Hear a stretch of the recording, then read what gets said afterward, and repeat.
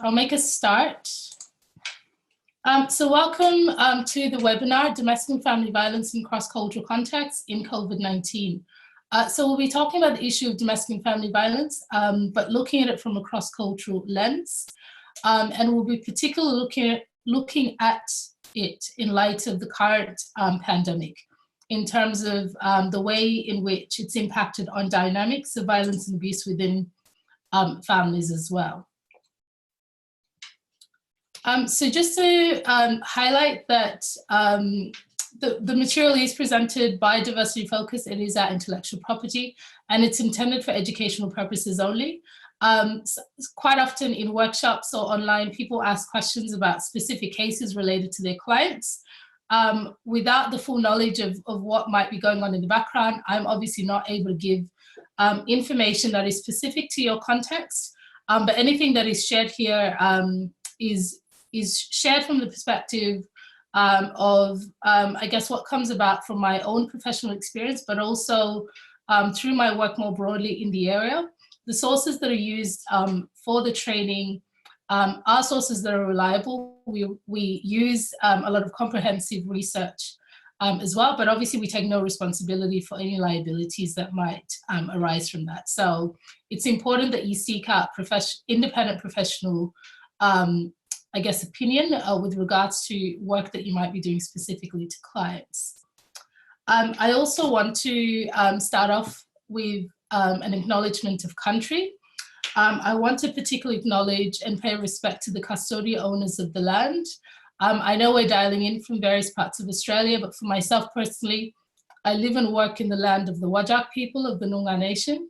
I pay my respects to elders past, present, and emerging. And I also want to extend this to anyone of Aboriginal or Torres Strait Islander background that may be with us today. I also want to acknowledge the fact that sovereignty never ceded in Australia, and I stand in solidarity for the ongoing struggle for recognition.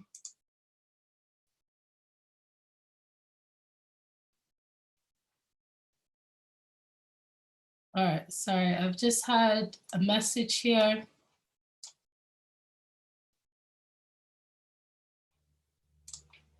All right, just to check, can everyone see the slides okay? And can still hear me okay?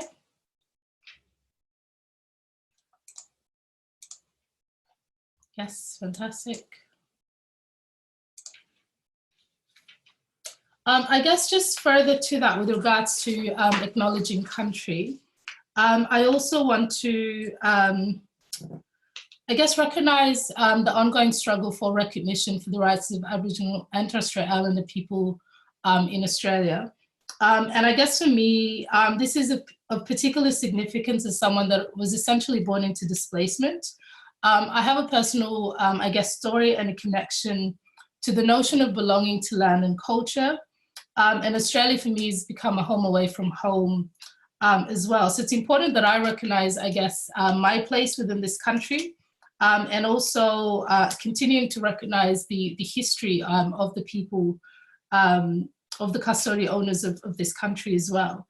I think it's also important to particularly recognize that while we may not be talking specifically about the experiences of Aboriginal or Torres Strait Islander communities, to recognize that some of the greatest forms of injustice perpetrated against the family have in Australia historically been perpetrated against people of Aboriginal and Torres Strait Islander background, and also continue to be in terms of, I guess, institutionalized racism, you know, gaps in the justice system, and other forms of social inequalities that Aboriginal and Torres Strait Islander peoples continue to endure.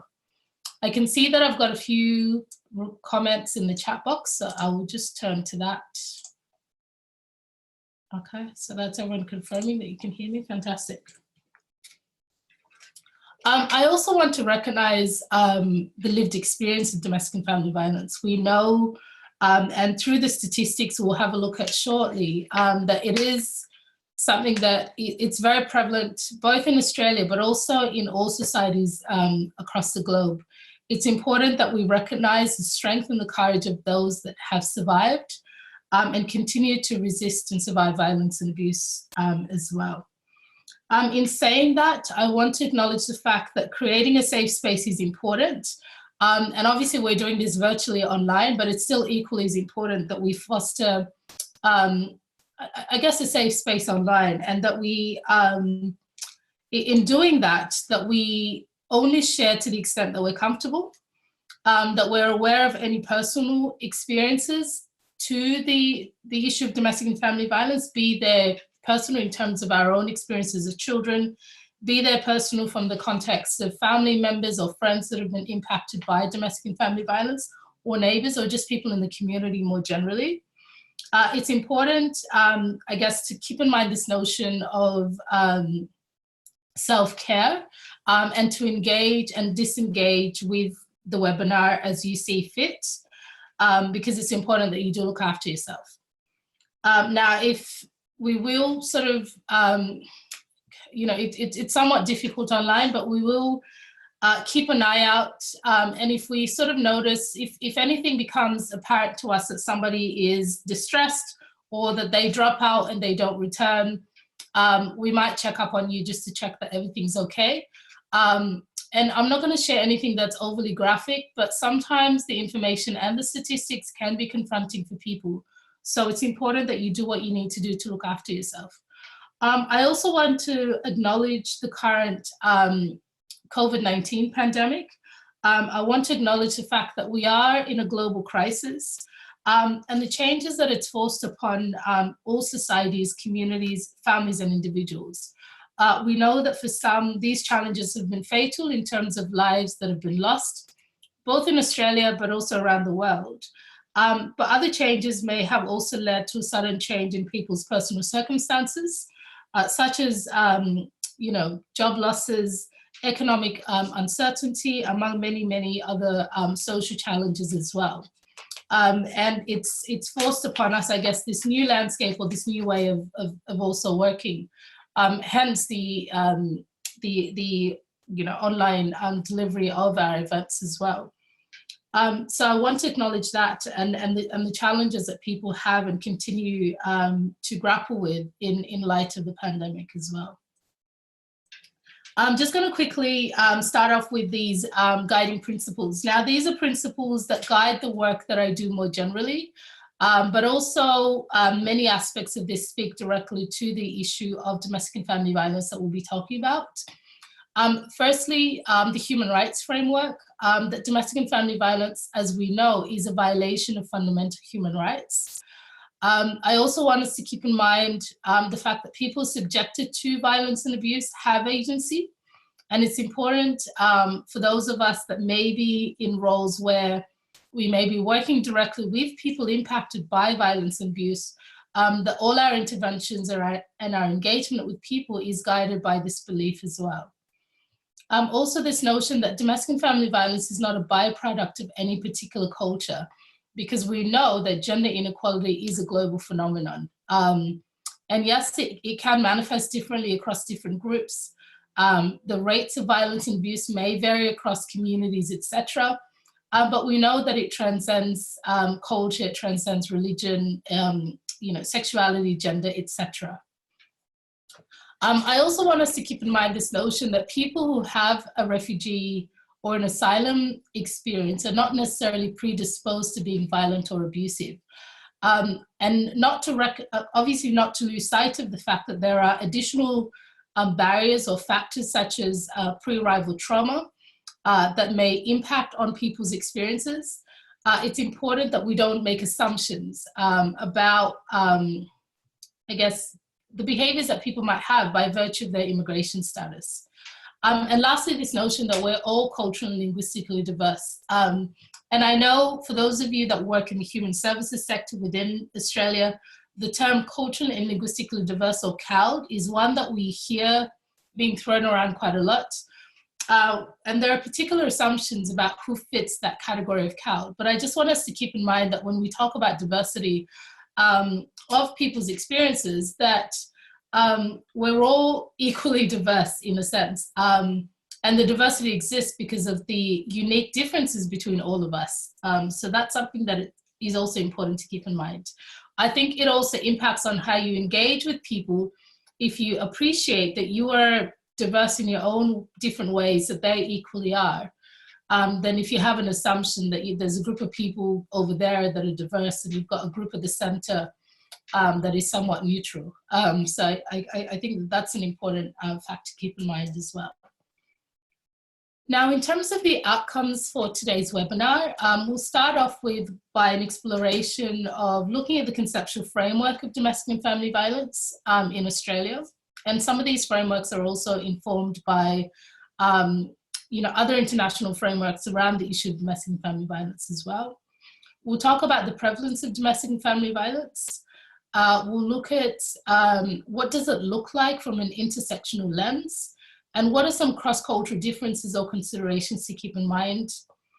And lastly, end with the impact of domestic and family violence, as well as considerations in light of COVID-19, because we know that as a result of the pandemic, that a lot has changed in every aspect of life, really, but in the area of domestic and family violence, a lot has also changed within that space as well.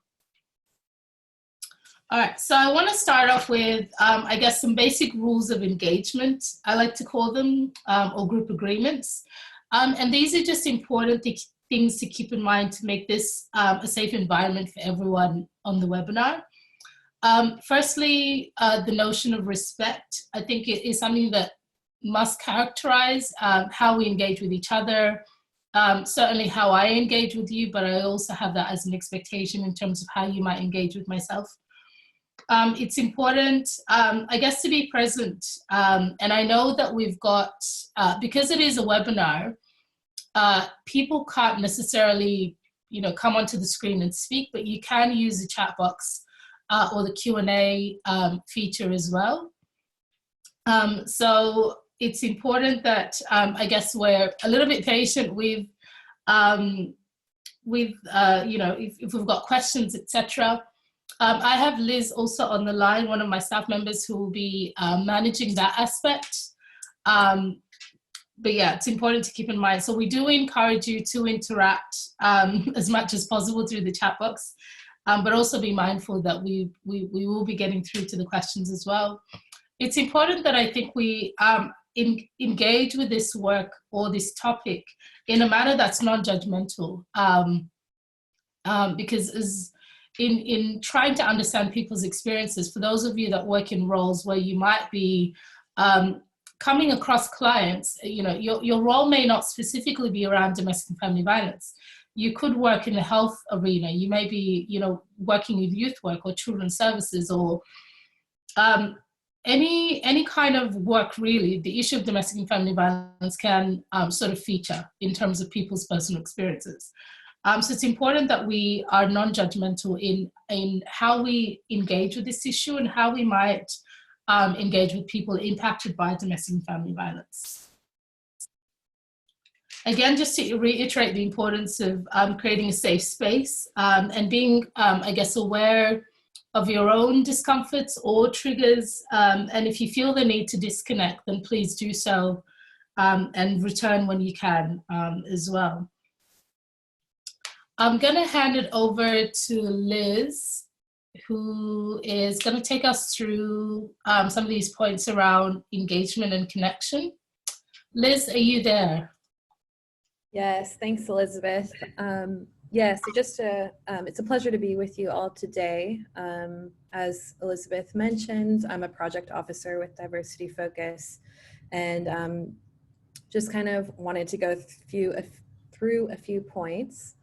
This webinar is being recorded. If anyone feels in any way uncomfortable with that, it was not recording your names or your videos are not connected, so it shouldn't impact in that way.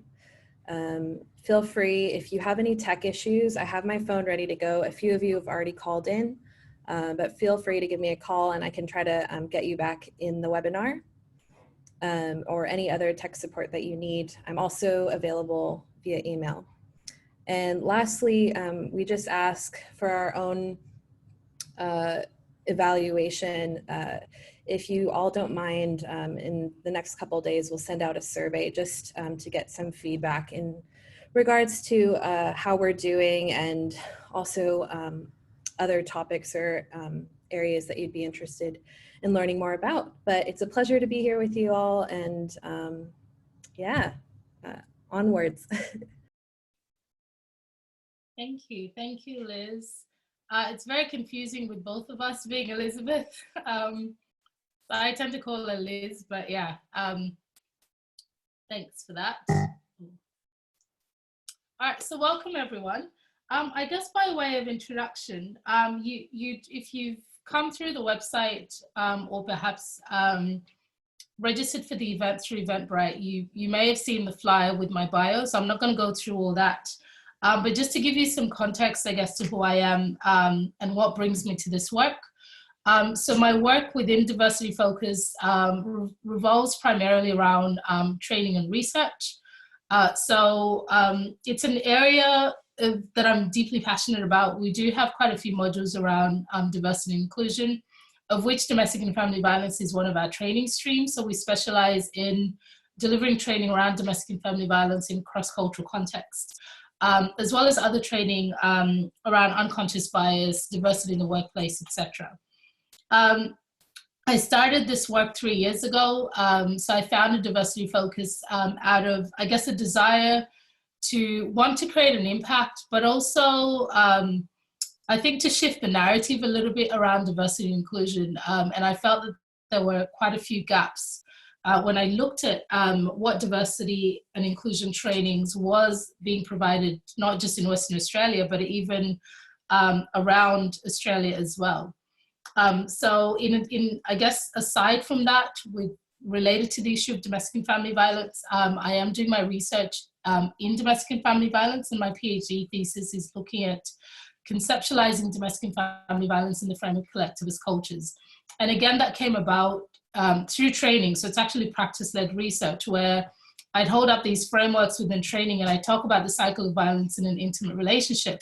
And there would be something telling me that there's something that's not quite complete. And that led me on a path to wanting to know, what does domestic and family violence look like if we sort of took away the dominant Western lens that informs a lot of the interventions in domestic and family violence and looked at it maybe from a collectivist cultural context. So that's a piece of work that I'm hugely passionate about.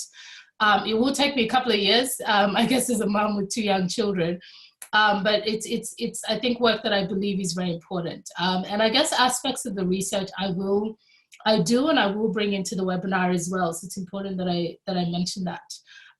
My work more broadly sort of came about in the area of human rights. Then I went into community development, into research and training around diversity and inclusion, but also domestic and family violence. So I guess that gives you a little bit of context to who I am and where I've sort of come from to the work.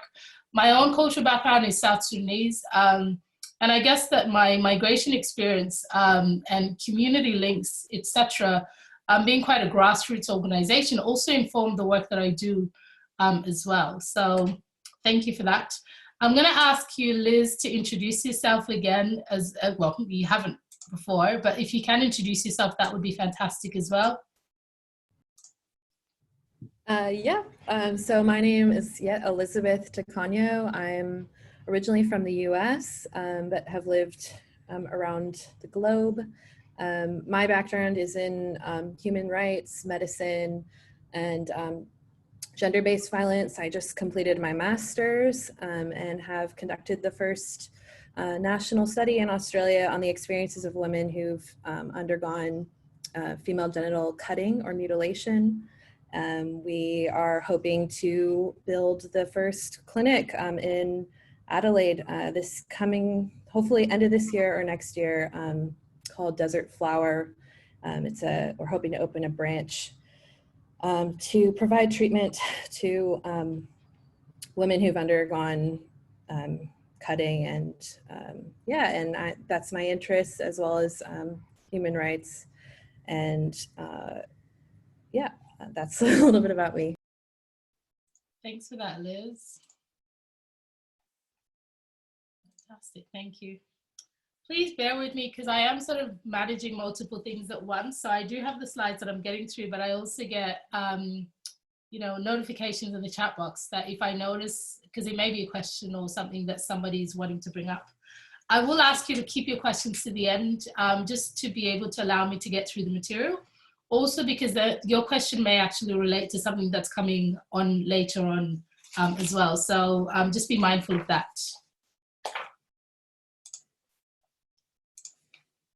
Okay, fantastic, thank you. All right, so firstly we'll start off with what is domestic and family violence. So by looking at its conceptual framework, when we talk about domestic and family violence, what are we actually talking about?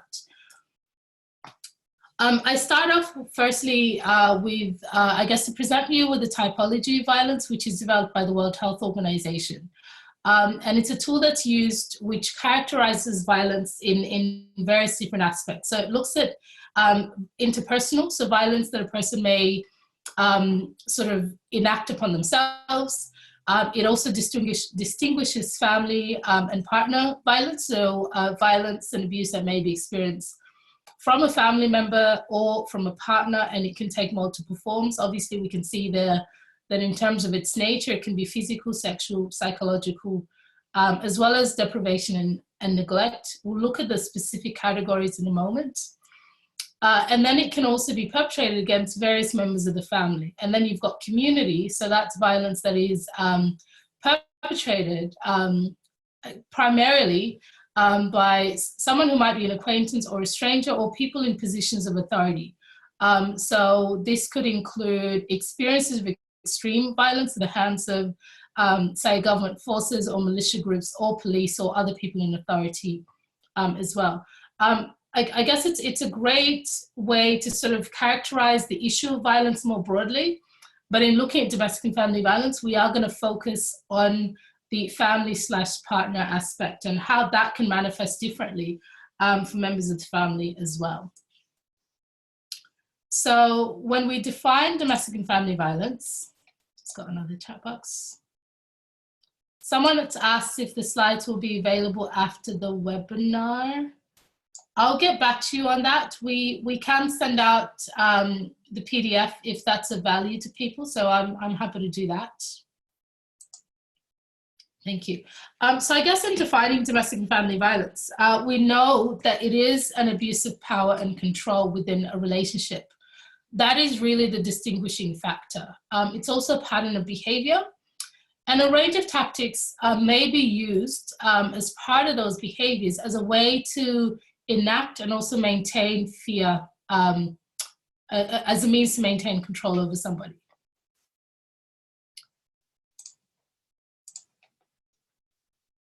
Sounds good. Now, when we look at the research, we know that there is a gendered nature to domestic and family violence. And this is not my own personal belief. This is backed up by research. So women and children are primarily subjected to domestic and family violence, and it's primarily the hands of men in their lives. So there's a gendered nature. And I think when we look at statistics, that also becomes apparent as well. But I guess the main thing to keep in mind with thinking about the fact that it is an imbalance of power and control in a relationship, because sometimes people get into discussions about, well, there's violence within a relationship and both people are equally abusive to each other, etc. Now, there's other forms of, I guess, violence within relationships that may not necessarily be domestic and family violence. If you don't have an imbalance of power and control, then yes, it is sort of interpersonal couple violence, but it may not be domestic and family violence. So it's important that we keep in mind these concepts that it's about the imbalance of power and control. There is often a pattern of behavior, and there are usually a range of tactics that are used to maintain that control through the use of fear. Now, some of the myths that we often hear around the issue of domestic and family violence are things like, it's only physical, or it's only really bad if it's physical. The misconception that children are not impacted if they're not the direct target of the violence and the abuse, that it only happens to ... be that it only happens to women, to people with low socioeconomic status, to people in other cultures, etc. So it's important to recognize that domestic and family violence does transcend across ethnicity, race, culture, religion, sexuality, gender, what have you. So this notion that it happens over there, or it's somewhat more acceptable over there, we know is a myth. And when we look at global statistics, which I won't have the time to go into, we know that globally, it's also an issue that transcends across nationalities as well. And lastly, I think the very famous line, if it's that bad, why don't they just leave? Or why doesn't she just leave? As if leaving is as simple as packing your bags and walking out the door. So a lot of misconceptions and a lot of myths perpetrated in the community. And I think it creates an environment where people don't necessarily always feel safe to disclose, or they may not know who is safe to disclose to as well. Now, the categories of abuse that I mentioned earlier, I guess further on from the typology of violence within domestic and family violence is that the nature it can take. So we know that it can take physical, it can be sexual, emotional / psychological, verbal, it can also be financial. Stalking also counts as a category of its own. It can take a social aspect as well through, control of somebody's movements or who they engage and can't engage with.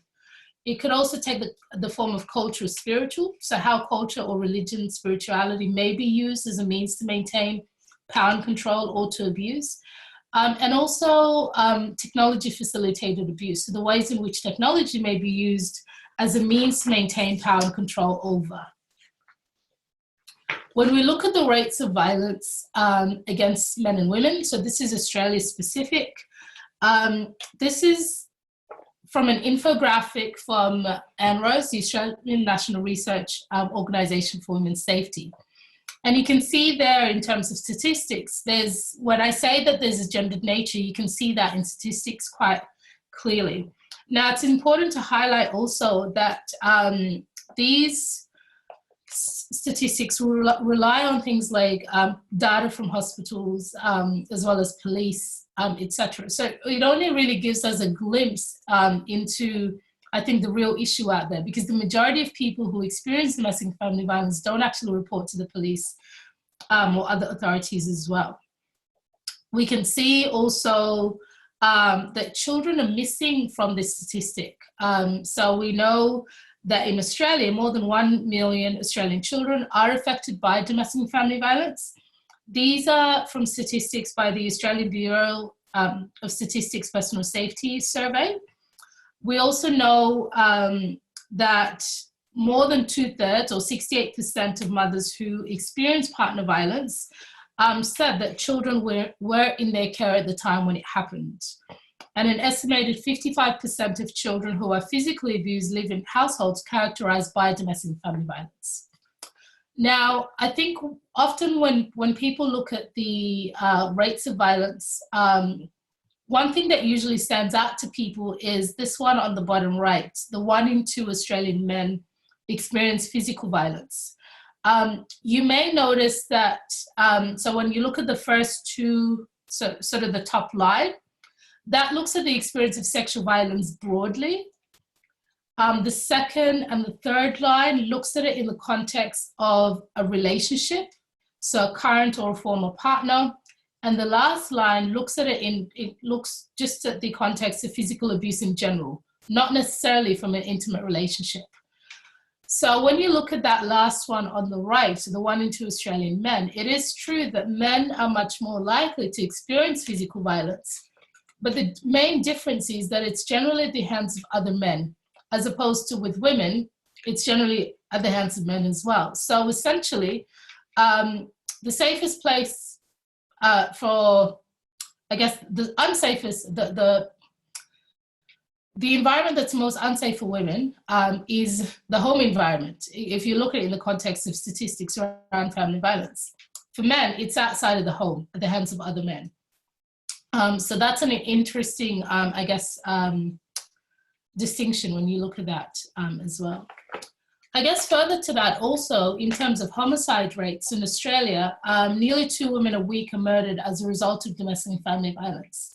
And this is often news to people when sort of this comes up in various workshops, because it's not hugely publicized. It's not sort of common knowledge. And people are sometimes shocked to learn that nearly 2 women a week are murdered in Australia alone as a result of family violence. Now, this is what's actually captured as homicide as a result of family violence. So you can imagine that there would probably be greater, these statistics would be a lot higher if we knew the true figure from, say, people who may complete suicide, from, what might come across as sort of an accident or, a vehicle accident, etc. So there may be other deaths that may be recorded as otherwise, not necessarily as homicide, but are actually as a result of domestic and family violence. So we know that the impact in society is massive as well. Now, when we look at the nature and scope, and particularly looking at it in terms of nature and dynamics, particularly in light of COVID-19, globally, the United Nations estimates that there will be a 20% increase in gender-based violence as a result of the pandemic. We also know that there's an increase in the severity and the complexity of sexual and reproductive coercion as a result of the current pandemic. Also that there's an increased risk of unplanned pregnancy and sexually transmitted infections, and that there's an increase in health inequity, experiences of discrimination, and also complexity as well. Now, as we speak, I guess in terms of sexual and reproductive health, there are particular barriers that people will experience, their families and their communities, which will have an impact for generations to come. For example, people may be experiencing reproductive coercion, considering unsafe abortion methods, or preparing for stillbirth. And many of these women and people who are pregnant are likely to experience financial hardship and also be at risk of homelessness due to the current compromised economic environment as well. Now, I guess in presenting an intersectional framework, the framework of intersectionality is a key one from which to be able to understand people's experiences.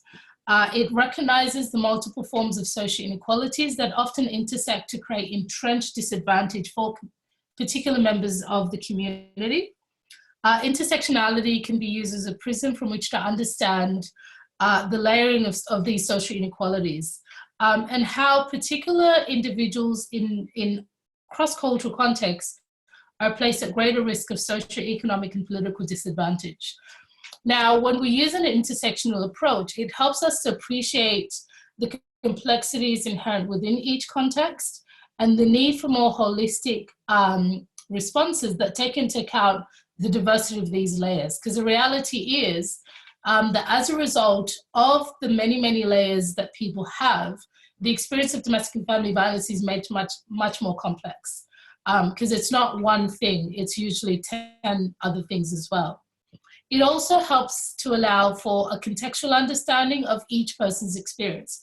And I think for those of you that work in services where you're working directly with people impacted by domestic and family violence, it's important that we work within the context of that person's experience. Because there will be a multitude of factors that from one client to the next. And if we're not looking at the contextual experience, we can miss quite a lot in terms of people's experiences.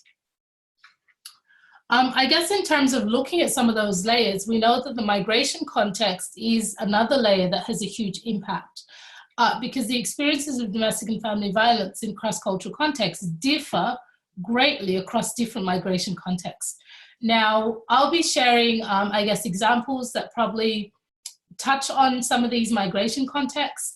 But when I say cross-cultural experiences, I'm not saying that people have the same experiences.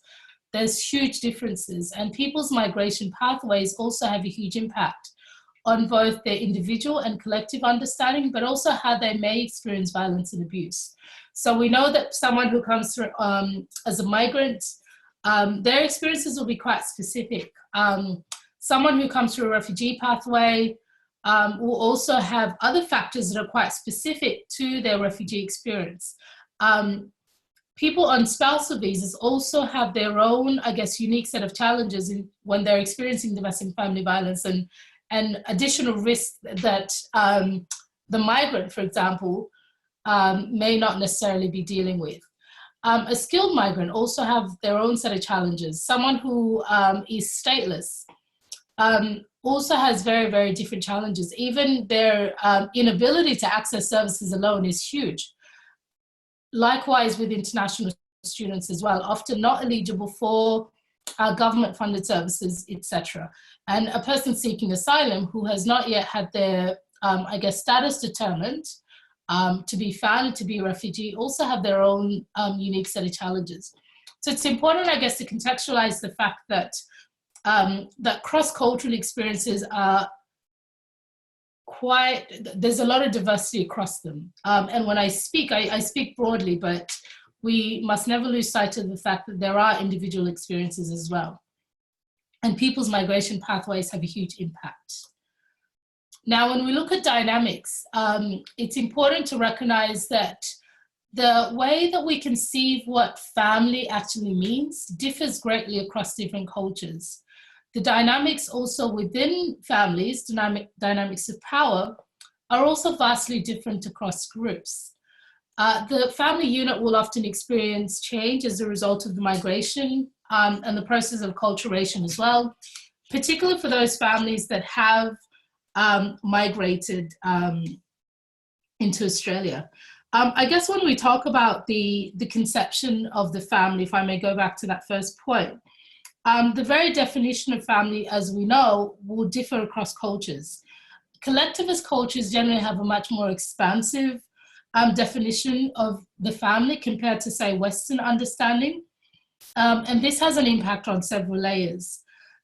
Also, the parameters, I guess, placed around domestic and family violence, of which there are particular assumptions made about what the family looks like, also has implications for individuals and families from diverse cultural backgrounds who often don't ascribe to these understandings of the family. Now, when we talk about dynamics, you know, I guess dynamics have naturally changed also in light of the current pandemic, and we'll talk about that in a moment.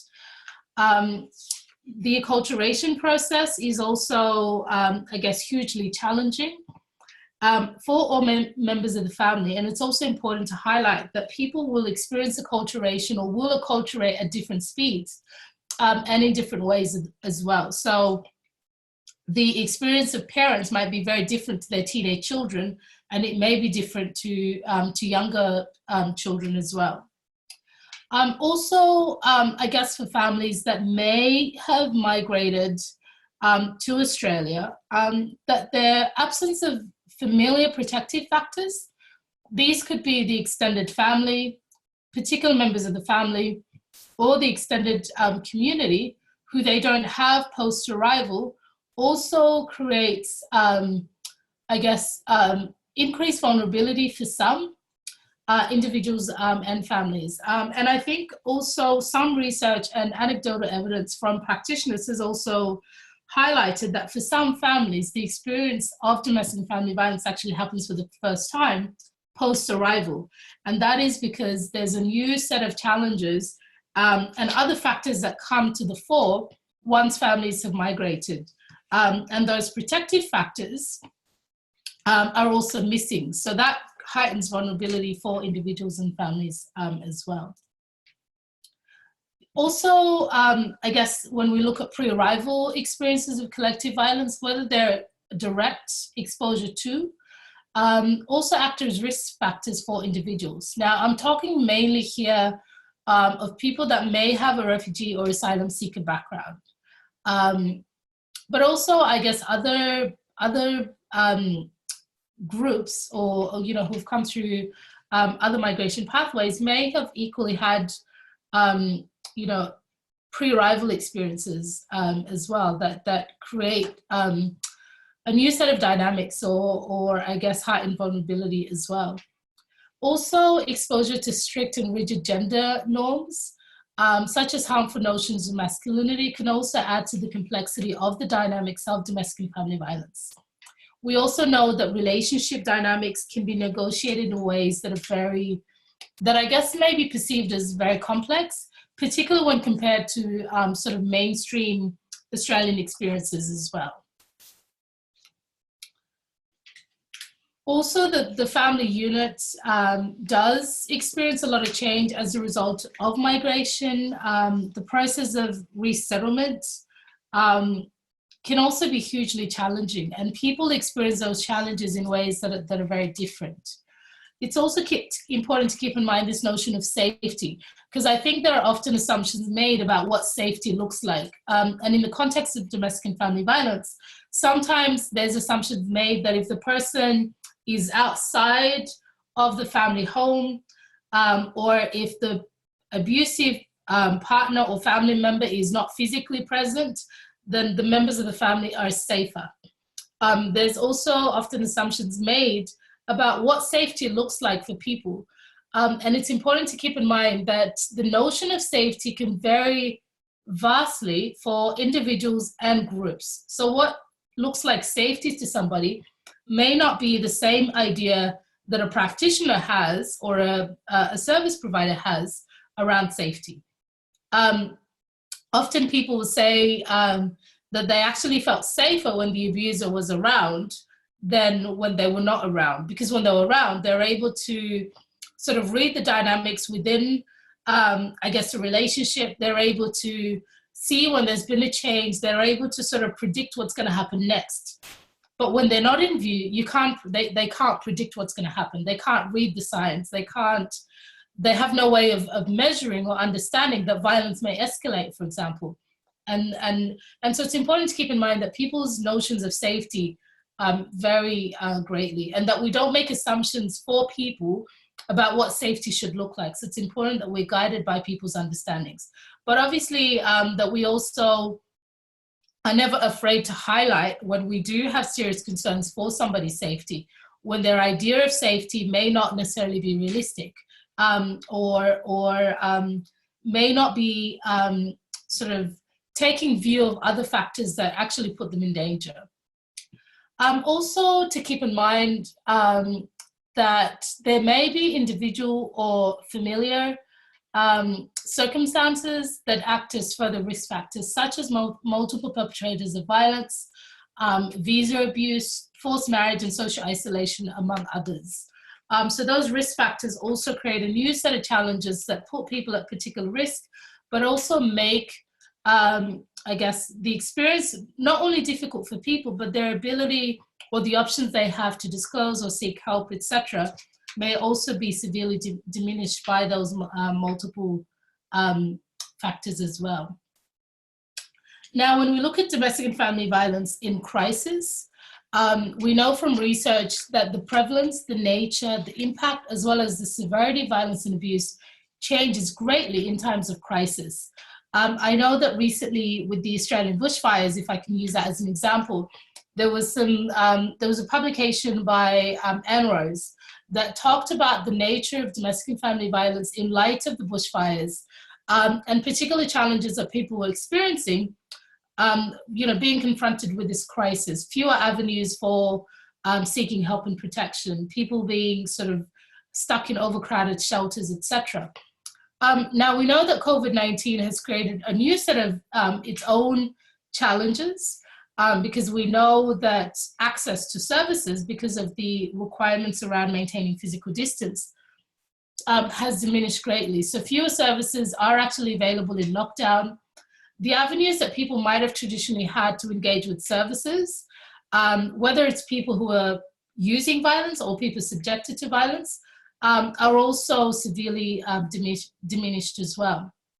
Now, also, because of, I guess, the immigration status, there are groups within society, there are many, many groups actually that are not eligible for government-funded services and supports. So you can imagine that in light of the crisis, there are groups that, even within domestic and family violence, being people in those situations being at risk anyways, that within that, there are particular groups that are further risk as well. Also, I guess when we talk about collectivist cultures, that people's experiences will vary dramatically, and the dynamics will also vary in times of crisis as well. So if somebody is in a situation where they're living with extended family members, for example, the workplace, or maybe for children, the school environment may have provided, I guess, a refuge or a place of escape from the violence and the abuse, or sort of to reduce contact with the abuser. That is no longer an option. And I know that as, you know, things are being relaxed around with the current situation, with workplaces starting to go back to somewhat normal and schools opening, etc. There's also there are also many people that are not able to go back to work for whatever reason, whether it's because they've lost their employment, or whether it's because their employers are choosing to prolong working remotely, or what have you. That creates a new set of dynamics for people as well. Also keeping in mind that the notion of social, I personally prefer the term physical distancing, is understood and experienced differently in many collectivist cultural contexts. And it's not to say that when I talk about collectivist cultures that they're all necessarily the same, but there are particular dynamics across different groups, such as, I guess, when we look at the current climate and how it may add complexity to individual and collective experiences. I mentioned living with extended families, for example, whether they're actually physically in the family home or not, and as well as increased contact with family members.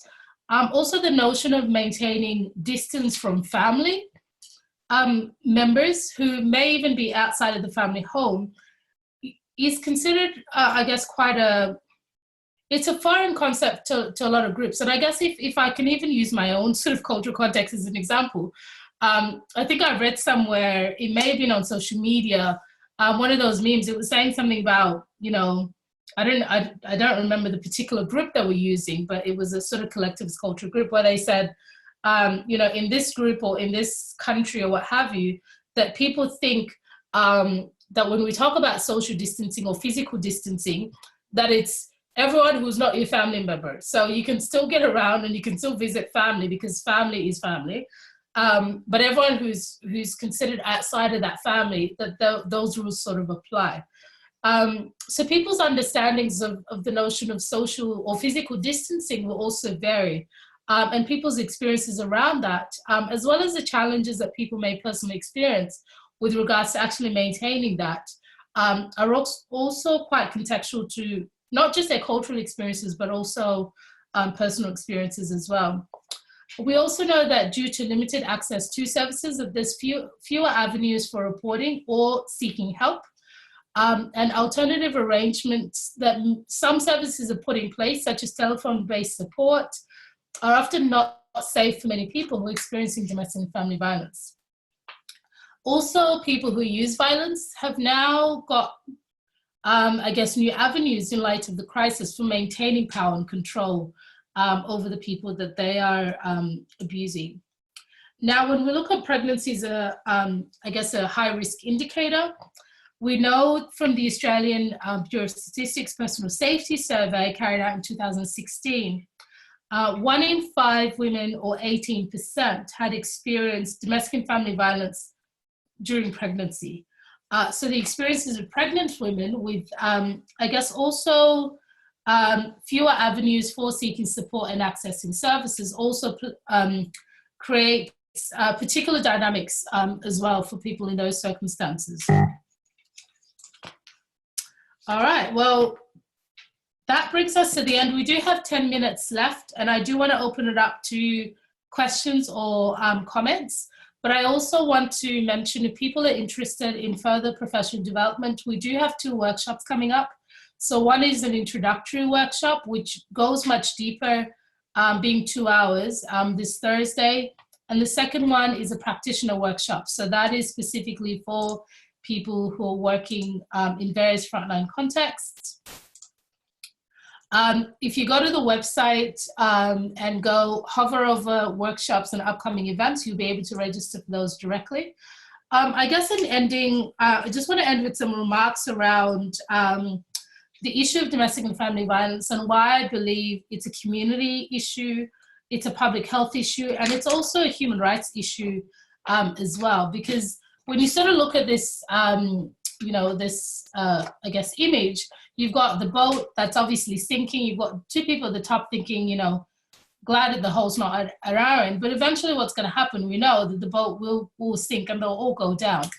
So even if we're not necessarily in frontline capacity where we're working in the area of domestic and family violence, I believe that we all have a collective responsibility to, I guess, equip ourselves with knowledge, but also with skills, because we may be in a position where a family member, a neighbor, a friend, a sibling, somebody may be disclosing, and how we handle that disclosure, the support we might give them by being present and listening and offering, support or offering information is vitally important for that person's, for whether they actually open up to anyone again. So I think we all have a collective responsibility. It's not a private issue. I believe it's a human rights issue. It's a public health issue, and it's a community issue. So I think regardless of what our employment is, that we all see this as our collective responsibility. All right. So I've got a question here. So I am going to open it up to questions. I do have a question from someone. Sorry. Okay, so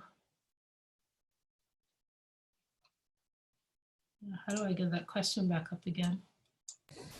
We have one question. So to Elizabeth, what are some of the new avenues people have come up with for power and control? I guess that means in light of the current pandemic.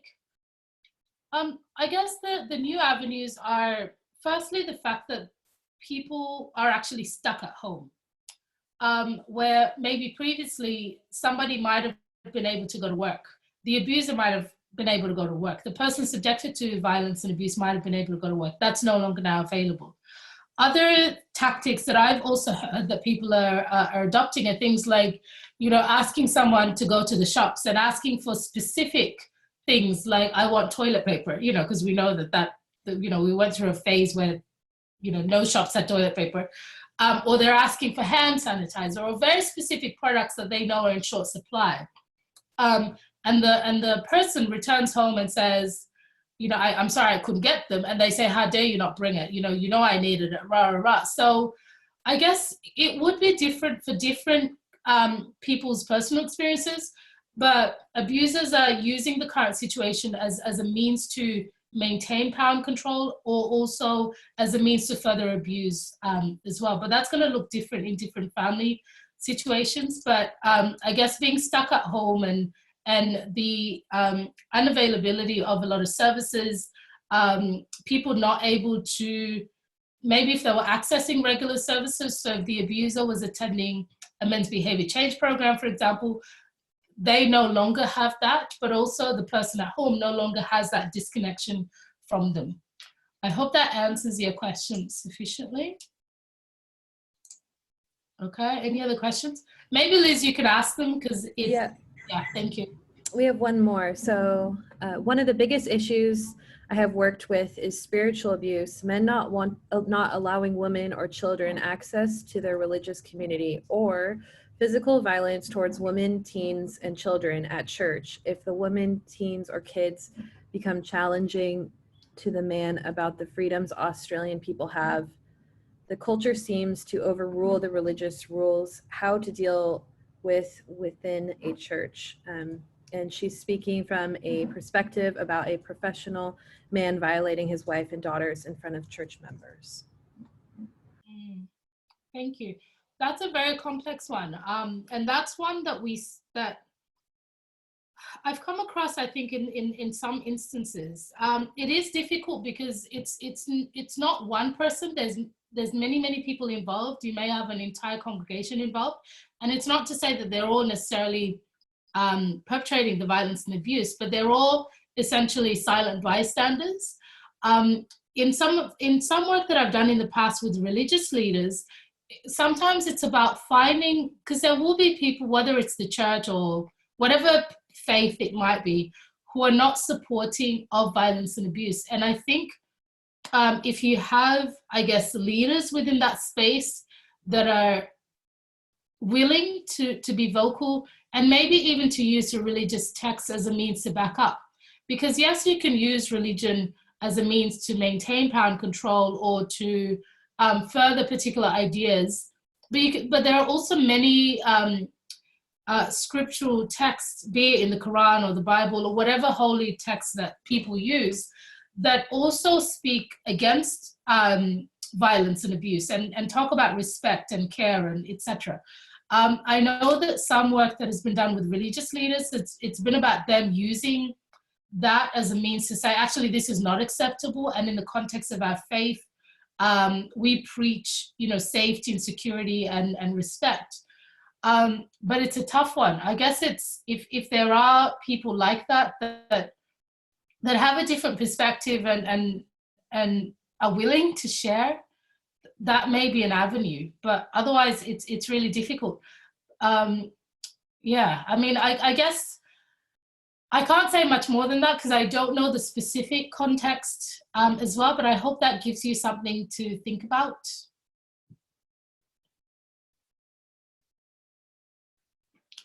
All right, we have another one. What do you think the government and community services should do to support called communities in regards to prevention and education of DFV?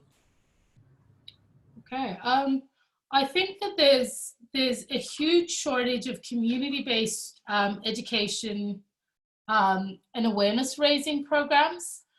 And I think this is not just across Cal communities. I think generally speaking across Australia, there's a huge shortage of awareness raising programs. So I think if more and more education and awareness community-based could be funded, that could have a huge impact. Because I think the more there is dialogue about domestic and family violence, the more we break the silence around it, and that leads to better outcomes. And I think when we talk about community-based training and awareness raising, it really needs to be in the context, like at the grassroots level. So it needs to be, sporting clubs having these conversations. It needs to be, parenting groups, for example. It needs to be within the school community where, there's sort of respectful relationships education. And I know that there's no programs funded consistently across even public schools. Sometimes it's just up to the odd teacher that is passionate about it and will incorporate it into health maybe. Some schools are better funded than others. So I think that generally speaking, as a society, there's more to be done around community education and awareness. But I guess also that equally applies to Cal communities. But in specifically within Cal communities, I think there's a need to also equip and educate community leaders and people of influence within the community, because they're often the first point of call when there's issues around, experience in the family. Thank you. Any more? Perhaps the last one is, how can we support young men who have experienced DV? Okay, supporting young men who have experienced DV. I guess it comes back again to creating programs and actually funding them properly where they're properly resourced, where there's mentoring for young men, where there's other support such as counseling, group-based supports as well, I think are hugely important. But I think also that there's a lot to be done within people's, in peer groups. So I use sporting clubs as an example as well. So I think looking at the issue from a broader lens and saying, okay, in order for us to effect some kind of change, how do we do this as a societal level, but what groups within society can we have those conversations with? And I think that, there's obviously a very strong sort of sporting culture, particular footy culture in Australia. And sometimes there are particular, I guess, ideas that are sort of spread in those arenas that are not necessarily helpful. I think that there's a role, I think, for young men and leaders as well to actually stand up and be the voice, because they are the people that other young people will listen to. there's a campaign that was done in Victoria called Victor's campaign, I believe it was. But I can send out the link to people if that's of interest to anyone. And it's really young people talking about and it's young people who've experienced domestic and family violence talking about it and saying, sort of sending out affirming messages to other young people saying, it's not your fault, it's okay to disclose, you can overcome, etc. So I think using things like social media is also hugely powerful to begin to shift the narrative around domestic and family violence. Okay. Well, it's 12:01 my time, and I believe 2:01 Eastern States time. So I'd like to just thank you for joining in. I also invite you to connect with us. Do engage with our website, and it's got, you know, the full list of services are on there. So the training that we do, but also research. We're open to research collaborations. Our online learning platform is currently in development. So in a couple of weeks, there will be self-paced workshops that people could sort of do anywhere in the world, really. Also, I do invite you to like our Facebook page. If you Google Diversity Focused Consulting, it'll come up. And also a YouTube channel. It's only got 2 videos at this stage, but I will be posting weekly content on various topics concerning diversity and inclusion. So that's all from me today. I'd like to thank everyone for joining in, and I hope that this was of value. And if the workshops that are coming up are of interest, please also do join in on those as well. Thank you.